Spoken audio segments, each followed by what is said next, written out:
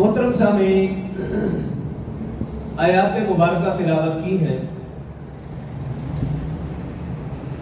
یا ایھا الذین آمنوا کتب علیکم الصیام کما کتب علی الذین من قبلکم لعلکم تتقون۔ اس آیت مبارکہ میں اللہ رب العزت نے 4 عنوانات کا ذکر کیا ہے۔ پہلا عنوان یا ایھا الذین آمنوا، ایمان والوں سے خطاب۔ دوسرا عنوان کتب علیکم الصیام، روزے کی فرضیت۔ تیسرا عنوان کما کتب علی الذین من قبلکم، روزے کی تاریخ۔ اور چوتھا عنوان لعلکم تتقون، روزے کا فلسفہ۔ 4 عنوانات کا اس چھوٹی سی آیت میں اللہ رب العزت نے تذکرہ فرمایا ہے۔ ان میں سے پہلا عنوان ایمان والوں سے خطاب، گزشتہ سے پیوستہ جمعہ اس کے حوالے سے عرض کیا تھا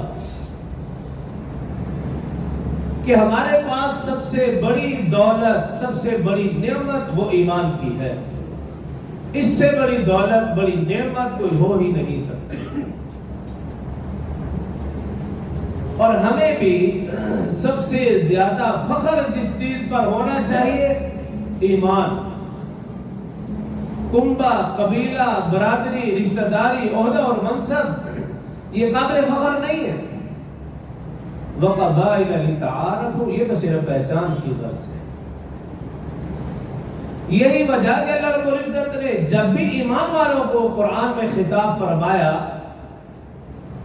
تو اسی پیارے لقب سے فرمایا، یا ایھا الذین آمنوا کتب علیکم الصیام، یا فرمایا یا ایھا الذین آمنوا اذا قمتم الی الصلاۃ، یا فرمایا یا ایھا الذین آمنوا اذا نودی للصلاۃ من یوم الجمعہ، یا ایھا الذین آمنوا ارکعوا واسجدوا واعبدوا ربکم وافعلوا الخیر لعلکم تفلحون۔ یعنی قرآن میں جا بجا آپ دیکھیں، جب بھی اللہ رب العزت نے اس امت کا ذکر فرمایا اس پیارے لقب سے کہ اے ایمان والو، اے ایمان والو، اس کے برعکس دیگر امتیں تھیں تو کبھی فرمایا یا قوم عیسیٰ، یا قوم موسیٰ، وَإِلَىٰ ثَمُودَ أَخَاهُمْ صَالِحًا وَإِلَىٰ عَادٍ أَخَاهُمْ هُودًا۔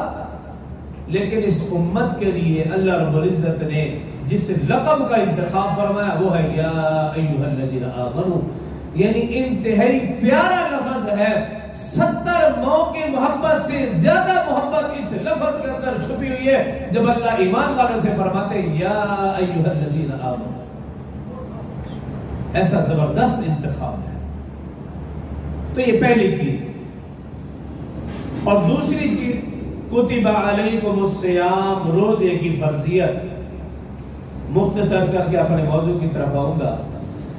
دوسرا عنوان ہے کتب علیکم الصیام، روزے کی فرضیت۔ مالک کا کام ہے حکم دینا اور بندے کا کام ہے حکم کی تعمیل کرنا۔ اگر نوکر یا ملازم مالک کے آگے، باس کے آگے چون چرا کرے تو وہ بہت جلد اپنی نوکری سے، ملازمت سے ہاتھ دھو بیٹھتا ہے۔ نوکر تو نوکر ہے، مالک کے آگے چون چرا کوئی معنی، کوئی حیثیت نہیں۔ اور پھر وہ مالک الملک، بادشاہوں کا بادشاہ، احکم الحاکمین، جو خالق ہے، مالک ہے، رازق ہے، عزت، ذلت، نفع، نقصان، خوشی، غمی، موت و حیات سب کچھ اسی ایک اللہ کے ہاتھ میں ہے۔ وہ مالک ہمیں حکم دے رہا ہے روزے کا، تو پھر بندہ چون چرا کرے، سمجھ سے باہر آتا ہے۔ دوسرے انداز میں یوں سمجھیے، آپ کوئی بھی چھوٹی سی چیز لینے جاتے ہیں، مشینری لینے جاتے ہیں، اس مشینری کے ساتھ ایک پرچہ ملتا ہے جسے ہم کہتے ہیں ہدایات لکھی ہوتی ہے۔ چند دن پہلے میں گھر کے لیے پنکھا لینے گیا، میں نے کہا اے سی ڈی سی پنکھا دے دو۔ میں نے پوچھا یار یہ کام تو نہیں کرے گا؟ کہنے لگا یہ پرچہ ہے، اگر اس کی تاریں اس ہدایات کے مطابق لگائیں گے تو پنکھا نہیں سڑے گا۔ تو میں حیران رہ گیا، پہلے تو کبھی نہیں سنا تھا پنکھے کے ساتھ بھی ہدایات مل رہی ہے۔ تو یہ انسان اشرف المخلوقات، یہ جسم، یہ مشینری، یہ نظام انہضام بنانے والا اللہ ہمیں ہدایات دے رہا ہے، پرچہ دے رہا ہے کہ اس مشینری کے لیے ضروری ہے کہ تم دن میں 5 دفعہ ایکسرسائز کرو گے، تب یہ مشینری ٹھیک رہے گی۔ ہدایات ہمیں ساتھ دیتی ہے کہ تم سال میں 1 مہینہ صبح صادق سے لے کر غروب آفتاب تک کچھ نہیں کھاؤ پیو گے، اس کو خوراک نہیں پہنچانی، تب یہ مشینری صحیح سمت چلے گی۔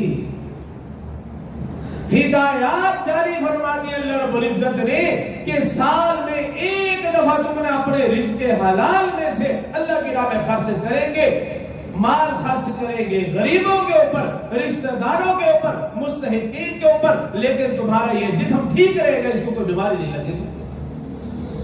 اس نے ہدایات جاری فرما دی ہے، اس مشینری کے اندر رزق حلال جانا چاہیے، رزق حلال جائے گا اس کی مدت بڑھ جائے گی، اگر رزق حرام جائے گا اس کی مدت کم ہو جائے گی۔ اس نے پرچہ دیا ہے صاحب۔